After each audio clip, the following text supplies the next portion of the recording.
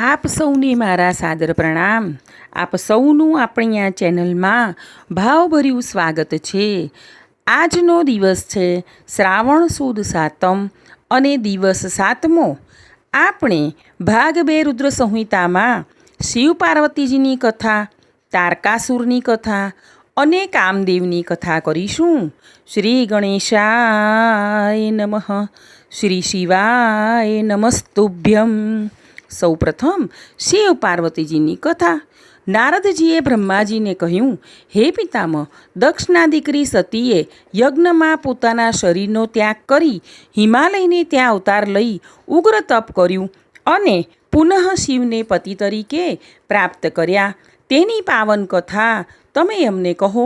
બ્રહ્માજી બોલ્યા, હે મુનિવર, શિવજી અને સતી જે કાળે હિમાલય ઉપર રહીને લીલા કરતા હતા તે વેળાએ હિમાલયના પત્ની મેનાને સતીના પ્રત્યે પુત્રી ભાવ જાગ્યો હતો. મેનાનો આવો સ્નેહ અને પ્રેમ જોઈ સતીએ તેમને માતા તરીકે સ્વીકાર્યા. નારદજી કહે, આ મેનાની ઉત્પત્તિ કેવી રીતે થઈ અને તેના લગ્ન હિમાલય સાથે કેમ થયા તેની કથા કહેવા કૃપા કરો. બ્રહ્માજી બોલ્યા, ઉત્તર દિશામાં પર્વતોના રાજા હિમાલયે પિતૃઓના કલ્યાણ માટે અને ધર્મની વૃદ્ધિ માટે મેના સાથે લગ્ન કરવાની ઈચ્છા કરી. દેવોએ પોતાના સ્વાર્થનો વિચાર કરી પિતૃઓને વિનંતી કરી ઉત્તમ વિધિપૂર્વક હિમાલય સાથે મેનાના લગ્ન કરાવ્યા. નારદજીએ મેનાના શાપની કથા વિશે પૂછતા બ્રહ્માજીએ કહ્યું, દક્ષ પ્રજાપતિની 60 પુત્રીઓમાંની સ્વધા નામની દીકરી પિતૃઓને પરણાવી હતી. તેની 3 પુત્રીઓ મેના, ધન્યા અને કલા. આ પુત્રીઓ માનસિક સૃષ્ટિથી જન્મી હતી. 3 બહેનો શ્વેત દ્વીપમાં વિષ્ણુના દર્શનાર્થે ગઈ. તેમણે સ્તુતિ કરી એક બાજુ બેઠક લીધી. થોડી વારમાં ત્યાં સનકાદી મુનિઓની પધરામણી થતાં આખી સભા ઊભી થઈ. પણ તે 3 બહેનો દૈવને વશ થઈ ઊભી થઈ નહીં. તેથી સનકાદી મુનિઓએ તેમને શાપ આપ્યો, તમે મનુષ્યની જેમ મૂઢ અને ગર્વિષ્ઠ થયેલી છો, તેથી મનુષ્યની સ્ત્રીઓ થાવ. 3 બહેનો ખૂબ જ વિસ્મય પામી સનકાદી મુનિઓના ચરણમાં પડી માફી માગવા લાગી. ત્યારે સનતકુમારોએ પ્રસન્ન થઈ કહ્યું, હું તમારા શાપનો ઉદ્ધાર કરું છું. મેના હિમાલયની પત્ની બની તેને પાર્વતી નામે પુત્રી થશે. પાર્વતીના પતિ શિવના વરદાનથી મેના પરમપદ કૈલાસને પામશે. બીજી ધન્યા જનક રાજાને વરી. મહાલક્ષ્મીજી સીતાના સ્વરૂપે તેના પુત્રી થશે.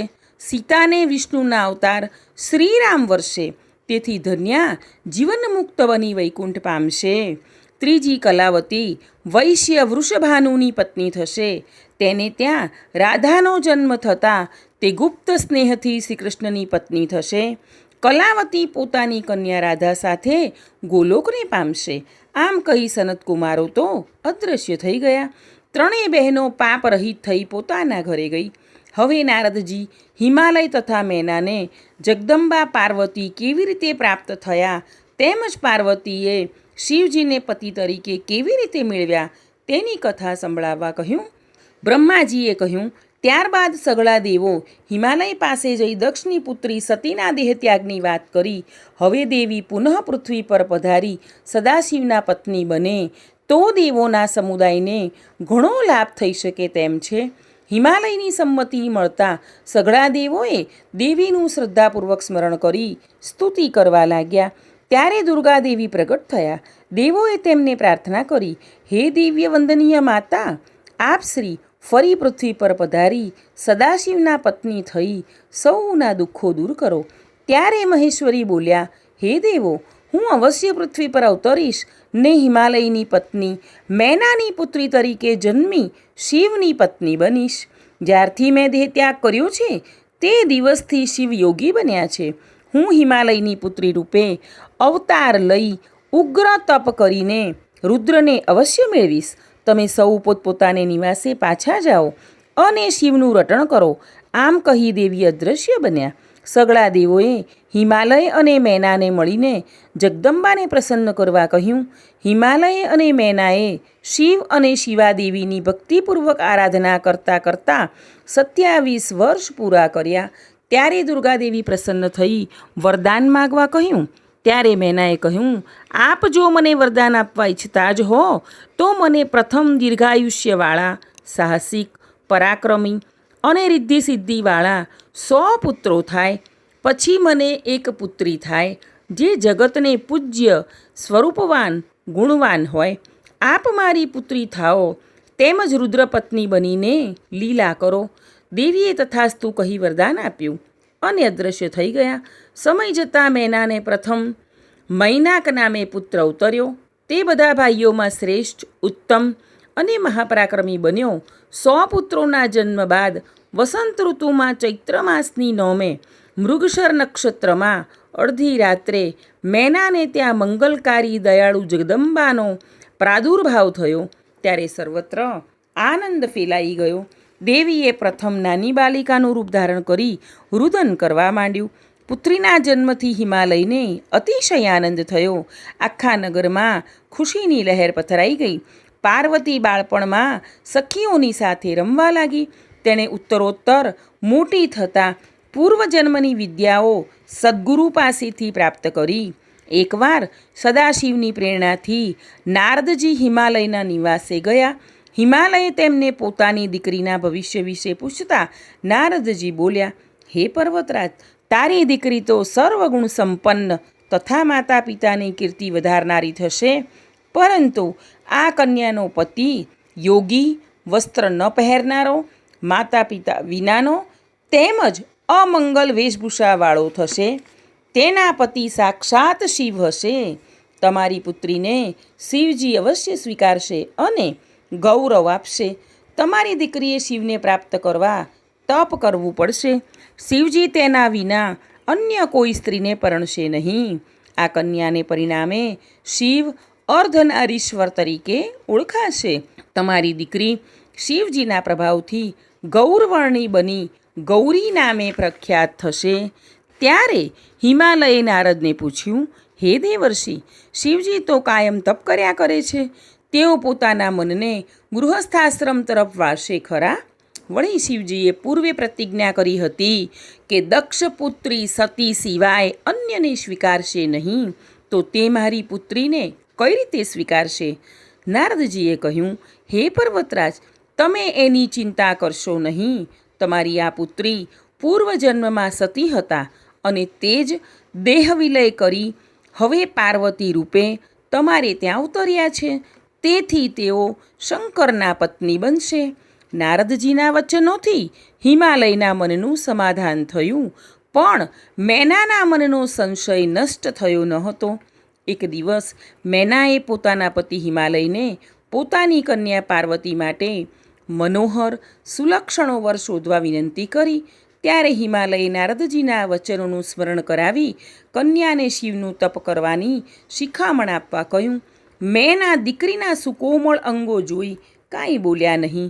એ વખતે પુત્રીએ માતાને જણાવ્યું, માતા, મને પરોઢિયાના સ્વપ્નમાં એક બ્રાહ્મણે આવી ઉપદેશ આપ્યો કે મારે સદાશિવનું ઉત્તમ તપ કરવું હિતકારી છે. પિતા હિમાલયે પણ પોતાને આવેલ પાછલી રાતના સ્વપ્નની વાત જણાવી ને પાર્વતીને તપ કરવા કહ્યું. આથી પાર્વતીએ 2 સખી સાથે આવી શિવની સેવા દ્વારા તપશ્ચર્યા શરૂ કરી. દેવોએ શિવ પાસે કામદેવને રતિ સાથે મોકલી શિવને મોહમાં પાડવા પ્રયત્ન કર્યો, પરંતુ શિવે ત્રીજા નેત્ર દ્વારા તેને બાળીને ભસ્મ કરી દીધો. ત્યારબાદ પાર્વતીના સુદીર્ઘ તપથી શિવ પ્રસન્ન થયા. સમય પસાર થતાં શિવજીએ હિમાલયના ગંગાવતાર નામના મનોહર શિખર પર આત્મચિંતન દ્વારા તપ આદર્યું. ત્યારે હિમાલય પોતાના સહપરિવાર સાથે તેમના દર્શને આવી તેમનું ભક્તિપૂર્વક પૂજન વંદન કરી સ્તુતિ કરી. હિમાલયે કહ્યું, હે દેવાધિદેવ, આપ શ્રીની સેવા કરવા માટે હું તત્પર છું. હું આપની સેવા કઈ રીતે કરું? ત્યારે સદાશિવે કહ્યું, હું આ શિખર પર એકાંતે તપ કરવા આવ્યો છું. તેથી અહીં આવીને કોઈ વિઘ્ન કરે નહીં તેવું કરો. આમ કરવાથી મારી પરમ સેવા ગણાશે. થોડા સમય પછી હિમાલયની પુત્રી પાર્વતીને શિવજી પાસે લાવી કહ્યું, હે મહાદેવ, મને મારી પુત્રી પાર્વતી સાથે રોજ આપના દર્શનાર્થે અને સેવાર્થે આવવાની પરવાનગી આપો. પછી પાર્વતીજી દરરોજ સખીઓની સાથે આ જગ્યાએ સેવા આરાધના માટે આવવા લાગ્યા. તેઓ શિવજીના ચરણ ધોઈ તેના જળનું આચમન કરતા અને પવિત્ર વસ્ત્ર વડે તેમનું શરીર લૂછી નાખતા. હંમેશા 1650 વિધિથી શિવનું પૂજન કરી પ્રણામ કરી ક્ષમા માગી સખીઓ સાથે ઘરે જતા. હવે આપણે તારકાસુરની કથા કરીશું. હવે નારદજીએ બ્રહ્માજી સમક્ષ તારકાસુરની કથા વિશે જાણવા કહ્યું. ત્યારે બ્રહ્માજીએ કહ્યું, હું તમને તારકાસુરની ઉત્પત્તિ વિશે જણાવું છું. મરીચીના પુત્ર કશ્યપને 13 પત્નીઓ હતી, જે બધી દક્ષની પુત્રીઓ હતી. તેમાંની સૌથી મોટી દિતિને હિરણ્યકશ્યપુ અને હિરણ્યાક્ષ નામે 2 પુત્ર થયા, જેનો વિષ્ણુએ વરાહ તેમજ નરસિંહના રૂપે નાશ કર્યો. પુત્રોના મૃત્યુથી દિતિ દુઃખી થઈ પતિને શરણે ગઈ. પતિના કહેવાથી દિતિએ પવિત્ર રહીને 1000 વર્ષ સુધી બ્રહ્માજીનું તપ કર્યું. પરિણામે તેને વજ્રાંગ નામે પુત્ર થયો. તેણે દેવોને પરાસ્ત કરી કેદ કર્યા હતા. બ્રહ્માજીએ વજ્રાંગને સમજાવી દેવોને મુક્ત કરવા કીધું અને તેને તત્વબોધ આપ્યો. તેને કારણે તે સુખી થયો. જ્યારે તેની પત્ની વરાંગીને સાત્વિક ભાવ ન જાગતા તેણે પતિ પાસે એક બળવાન પુત્રની માંગણી કરી, જે 3 લોકને જીતી ઇન્દ્રને પોતાના પાશમાં વશ કરે. વજ્રાંગને આ વચન ન ગમ્યું, છતાં પત્નીના આગ્રહને વશ થઈ તેણે પુત્રેચ્છાથી બ્રહ્માજીનું દુષ્કર તપ કર્યું. બ્રહ્માજી પ્રસન્ન થતાં વરદાન માગવા કહ્યું. ત્યારે વજ્રાંગે માગ્યું, મને એવો પુત્ર આપો કે જે માતાનું હિત કરે, તે પણ સમર્થ હોય, સક્ષમ હોય. સમય જતાં વરાંગીએ એક દીકરાને જન્મ આપ્યો. તેના જન્મતાં જ મોટા ઉત્પાતો શરૂ થઈ ગયા. તેથી પ્રજાપતિ કશ્યપે તેનું નામ તારક પાડ્યું. આ તારકે મોટો થઈ એક પગે ઊભા રહી 2 હાથ ઊંચા રાખી 500 વર્ષ અતિ ઘોર તપશ્ચર્યા કરી. આથી બ્રહ્માએ તેને વરદાન માગવા કહ્યું. ત્યારે તેણે કહ્યું, સમગ્ર લોકમાં મારા સરખો બળવાન, સમર્થ, સક્ષમ કોઈ ન થાય, અને બીજું કે શિવજીના પુત્રથી મારું મૃત્યુ થાય. બ્રહ્માજી તથાસ્તુ કહી ચાલ્યા ગયા. તારક પ્રસન્ન થઈ શોણિતપુર નગરમાં આવ્યો. ગુરુ શુક્રાચાર્યે તેનો ત્રિલોકના અધિપતિ તરીકે રાજ્યાભિષેક કર્યો. તેણે ઇન્દ્ર પાસેથી ઐરાવત, કુબેર પાસેથી નવનિધિ, વરુણ પાસેથી શ્વેત ઘોડાઓ, ઋષિઓ પાસેથી કામધેનુ, સૂર્ય પાસેથી ઉચ્ચૈસ્રવા, સમુદ્ર પાસેથી રત્નો મેળવીને ઇન્દ્રને સ્થાને બેસી શાસન શરૂ કર્યું.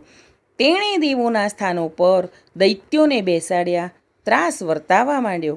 આથી હતાશ થયેલ દેવો બ્રહ્માજીને શરણે જઈ તેમની સ્તુતિ કરતાં કહ્યું, હે દેવ, આપની પાસેથી વરદાન મેળવી તારકાસુર ભારે તોફાને ચડ્યો છે.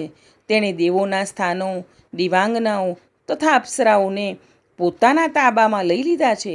હવે અમે ક્યાં જઈએ? અમને તેના ત્રાસમાંથી છુટકારો અપાવો.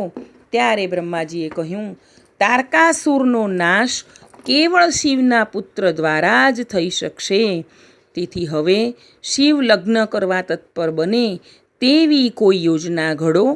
હમણાં તો હું તારકાસુરને સમજાવી સ્વર્ગ છોડી દેવાનું જણાવું છું. પછી બ્રહ્માજી તારક પાસે ગયા અને બોલ્યા, મેં તને મનુષ્યલોકનું રાજ્ય આપ્યું છે, સ્વર્ગનું રાજ્ય આપ્યું નથી. તું પૃથ્વી પર રાજ્ય કર.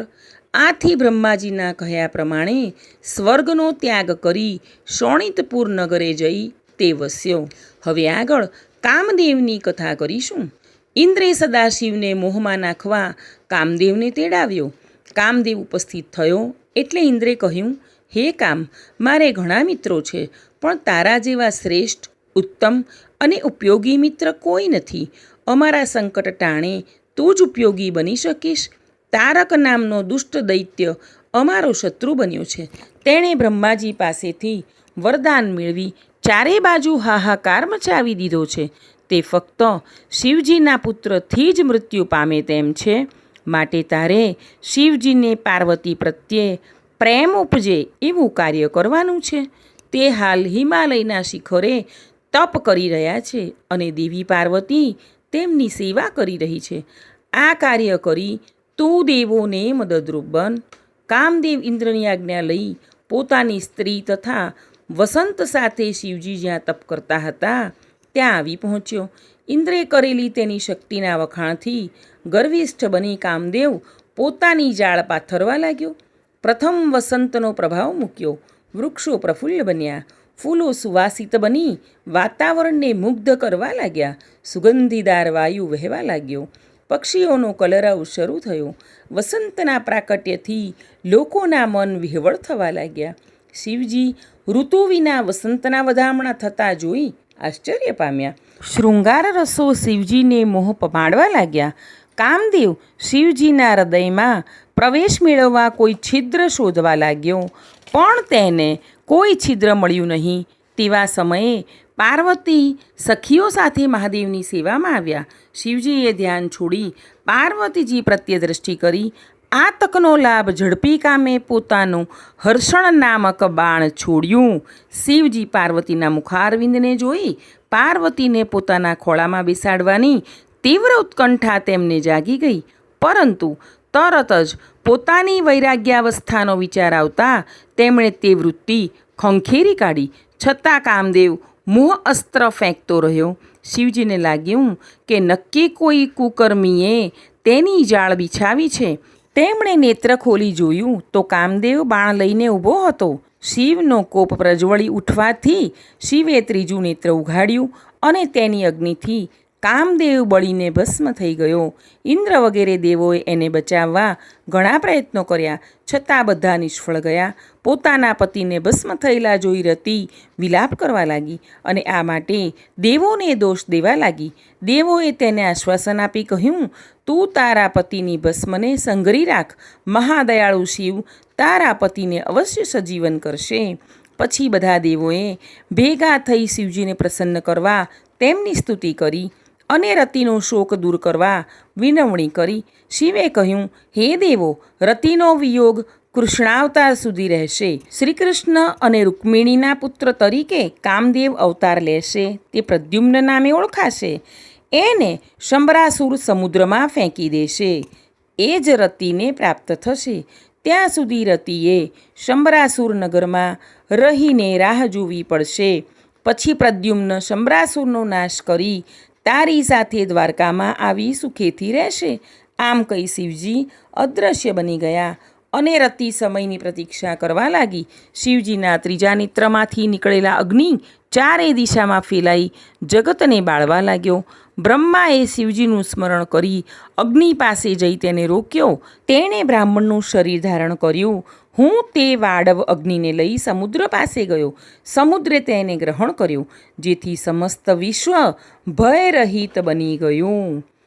આમ શિવ મહાપુરાણની કથામાં ભાગ 2 રુદ્ર સંહિતામાં શિવ પાર્વતીની કથા, તારકાસુરની કથા અને કામદેવની કથા અહીં પૂર્ણ થાય છે.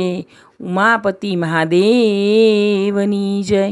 શિવ મહાપુરાણની આગળની કથાઓ સાંભળવા માટે આપણી આ ચેનલને લાઈક, શેર અને સબસ્ક્રાઈબ કરજો. આપણે સૌ હંમેશા ખુશ અને નિરોગી રહીએ તેવી પ્રભુના ચરણોમાં પ્રાર્થના.